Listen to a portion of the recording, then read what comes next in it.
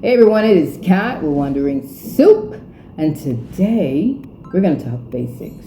Now, typically we talk about traveling, getting to the next location, how you're going to live there. We talked about slow traveling, we've talked about packing, we've talked about traveling costs, living costs, all those things. But today we're going to go back to step one because there's some people who don't know.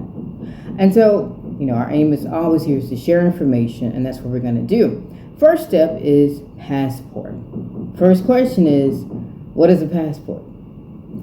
Easiest way for me to explain it to people is I liken it to a driver's license. It's identification. It lets anyone who looks at that piece of paper, or that, in this case, book, know who you are, where you're coming from. Just that simple.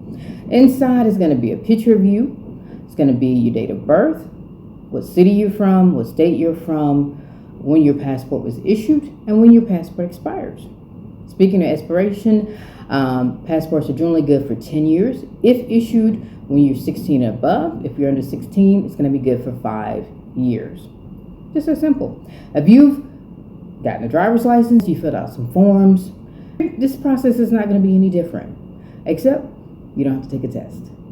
If you're a citizen of the United States and you're in good standing, fill out the form, pay the fee, send it off, your application, you're good. Your passport will come in the mail. Now, if you're not in good standing, there's a few things you may have to do. You may want to talk to a lawyer to clarify what you need to do to get in good standing. The most obvious one is if you owe child support and you're $25,000 in arrears, meaning you haven't paid, and if you owe $2,500, you will not receive a passport. That's like cut and dry. You need to get it down, pay it down so you can get your passport and you can travel. The other one is if you're a felon. Now, let me preface this by saying that no, having a felony will not, or a felony conviction, will not prevent you from getting a passport, depending on the type of felony you committed. Just that simple. Look it up, and you should be good to go. The only other thing is if you have a minor child, the mother or the father have to sign off on the paperwork to get the passport to allow the child to travel with you out of the country. That's it. So it's basically so you can't take the kid and leave and never come back. It happens. So that protection has been put in place. Again, a passport is issued by the country that you're from. It's basically identification, liken it to a driver's license, and you won't have any issues. It's not that complicated to get. I'm not gonna say easy, but it is if everything's good to go for you. It takes about, right now I think they're saying 10 to 12 weeks to process. That will change. COVID, of course, messed everything up a little bit. Typically it took about 3 to 6 weeks. Extend that a little bit more. Some people say they've applied and they've gotten it within a week or two. Just depends on how it hits the system and how everything goes.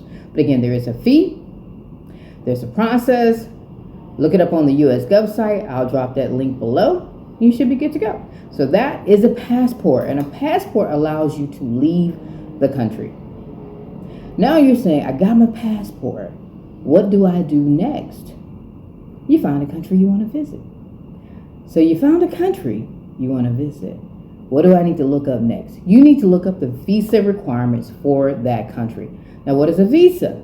A visa is basically permission for you to enter that country. It's just that simple. It's basically that country's way of saying, okay, hey, we know you're here and you're going to be here for this amount of time for these reasons. And that's it. So visas are different for each country, and visas vary depending on what country you come from. That's why this passport is important. All passports are not created equal. Some you can't even get in other countries based off where you're coming from. The U.S. is one of the higher ranked countries when it comes to passports and allowing your access to other countries. So you say you want to come to Vietnam. There's a visa fee. Not all countries have visa fees, but this country in particular does have one. And there's 3 ways that you can typically enter a country. You can come as a tourist, you can come as a student, and you can come on a business or work visa. Those are the typical 3 visas. Now, you can also come on a spouse visa, but that's a whole nother thing, and we're not going to get into that at all. If you're getting married to a citizen of another country, do your research, you'll figure it out. So, we're strictly talking about student, tourist, or work visas. You can apply for one of those. Some you can get on arrival, meaning at the airport itself. Some you have to apply for online before you make it there and pay whatever fees may be associated with that. So basically, they're granting you permission when you do that to come into the country. And again, this passport comes into play. Like I said, some countries will not allow you in, others will allow you in, depending on where you come from. So a visa can be one or two things. It generally is a piece of paper that's in your passport. It's attached. It again tells how long you're going to be in the country for, what your reason for being in the country. And this is what people check when they say if you didn't overstay or if you have a job and you're not supposed to be working. They're going to go back to that visa. This is your identification. You don't need a driver's license because it means nothing really. This is going to be the point of communication for you and anybody that you encounter in a government manner. And by government manner, I mean like cops or a local agency of some sort. Also, when you check into a hotel, an Airbnb, anything like that, a lot of times they want a copy of your passport. It's not a problem. Hand it to them. Let them scan a copy of it and hand it back to you. I don't particularly like letting them keep it, but some countries or some locations require that. I'm not a huge fan of that because, again, this is my identification in the country. I can't get on a plane without this. I can't leave in case of an emergency without it. So I prefer to have it on me. So if it's on you, though, you got to safeguard it. So anyway, we've talked about what a passport is, which is issued by your government, the country that you're from, which allows you to exit the country and come back into the country, your home country. A visa is basically permission from the country that you're going to visit that allows you in. And again, 3 particular reasons that you're there. You're going to be a student, you're going to be a tourist, or you're going to be working. And those are pretty much the standard visa rules. And there's going to be some differences and things like that. And they're all split off from those 3 main ones when it comes to visas. So, visas cost sometimes they don't. And that's up to you to figure it out when you try to venture into the next country that you want to go to or the first country that you want to go to. Hopefully, we've given you a lot of information in this video. Again, on passports and visas and what you need to do to apply for those.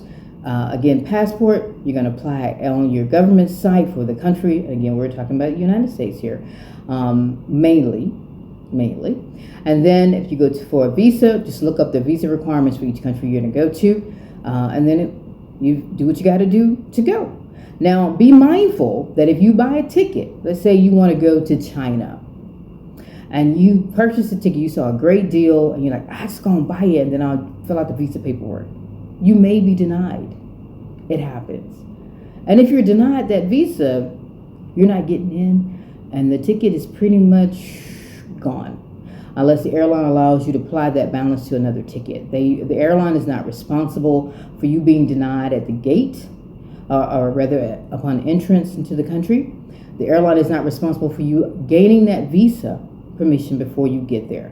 So check. I've horror stories I've read and seen of people getting to a country, they bought the ticket, they didn't look up anything regarding the visa, and they were totally surprised. It's because you didn't do the research. So every country is not going to be easy to get into. Some are going to take a few extra steps. Look up those countries, figure out what you want to do, and if it's worth it to you to do the extra work to get into that country. And again, some of them have fees and some of them do not. Look on the websites, do your research. If you got any questions, feel free to drop us a line. Today we talked about passports and visas. Subscribe, share, do all of those things. And we'll see you on the next video. Peace and love, y'all.